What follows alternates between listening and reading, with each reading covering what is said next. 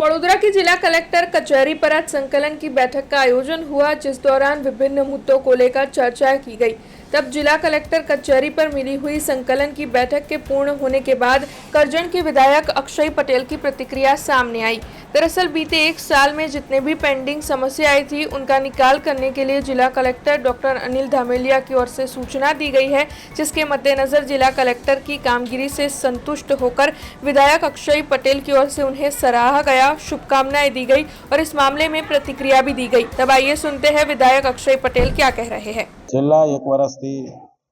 તમામ ધારાસભ્યોના જે પેન્ડિંગ પ્રશ્નો હતા એ માનનીય કલેક્ટરશ્રીએ પહેલાં તો અભિનંદન આપું છું કલેક્ટરશ્રીને કે એમને ઘણા વખતથી અમારા જે પ્રશ્નો હતા, જે પ્રશ્નોનો નિકાલ નહોતો થતો એવા પ્રશ્નો એમને લીધા અને છેલ્લા એક વર્ષની અંદર જેટલા અમારા પેન્ડિંગ પ્રશ્નો હતા એનો નિકાલ કરવા માટેની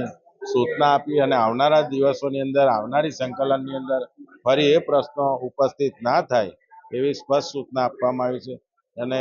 અમારા વિભાગની અંદર જે 3 પ્રશ્નો હતા જે વિસ્તારોની અંદર એ તમામ પ્રશ્નોનો નિકાલ એમને સારી રીતે